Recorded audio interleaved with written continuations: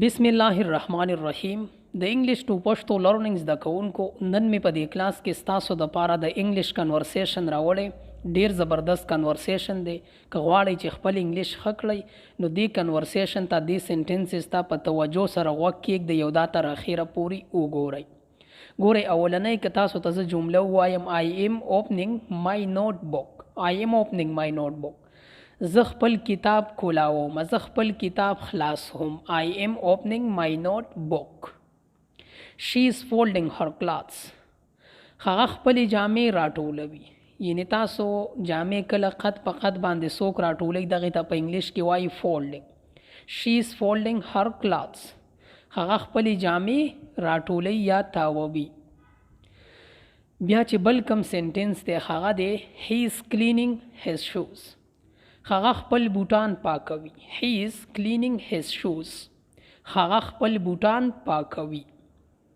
We are planting new trees. مونږ نوې ونې کرو. We are planting new trees. مونږ نوې ونې کرو. They are crossing the road. هغوی سړک یعنی په سړک پورې وځي. هغوی په سړک پورې وځي. They are crossing the road. I am checking the schedule. دې ته څوک شیډول وي څوک سکیجول. صحیح ده که تاسو سکیجول ښه ویلی شئ یعنی مطلب برټش ورته سکیجول وي، امریکن ورته سکیجول وي او برټش چې کوم دی هغه ورته شیډول وي. I am checking this schedule یا سکیجول. زه شیډول ګورم. زه شیډول چیک کوم. She is carrying grocery home. هغه د کور سودا وړي. She is carrying groceries home. هغه د کور سودا وړي. He is repairing his bicycle. هغه خپل بایسایکل جوړوي. یعنی هغه خپل بایسایکل جوړوي. He is repairing his bicycle. هغه خپل بایسایکل جوړوي. We are visiting the museum. مونږ میوزیم ته ځو. میوزیم ته چکر لګو. We are visiting the museum.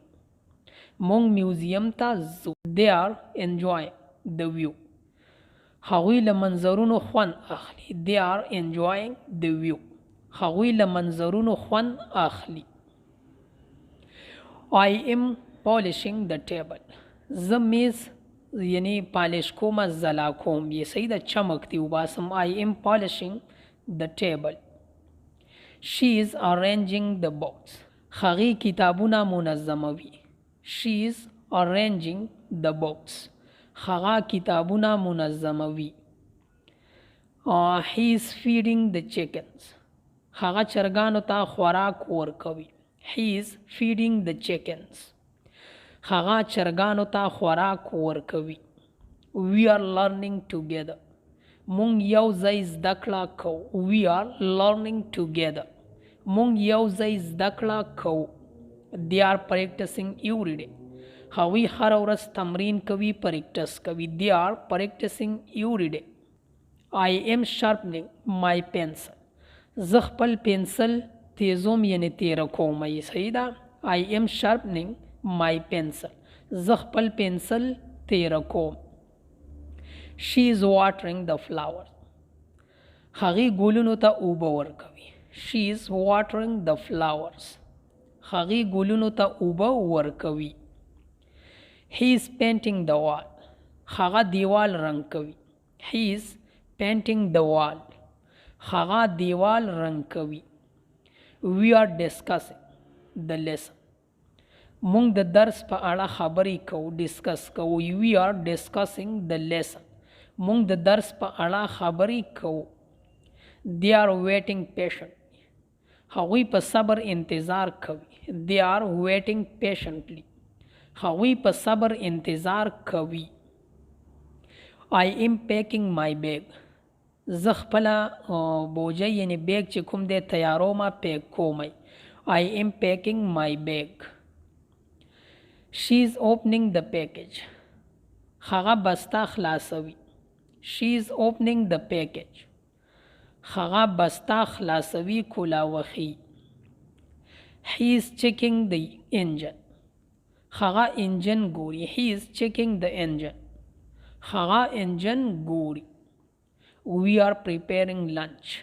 مونږ غرمنۍ تیارو یعنی د غرمې ډوډۍ تیارو. We are preparing lunch.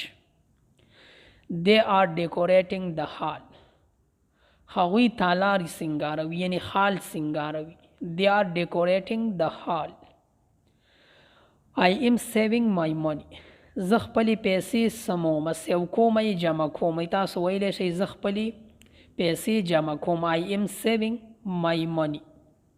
She is counting the books. هغې کتابونه شمیري. She is counting the books. He is carrying heavy boxes. هغه درانه بکسونه وړي. He is carrying heavy boxes. We are sharing our ideas. مونږ خپل نظرونه شریکو. We are sharing our ideas. They are helping the teacher.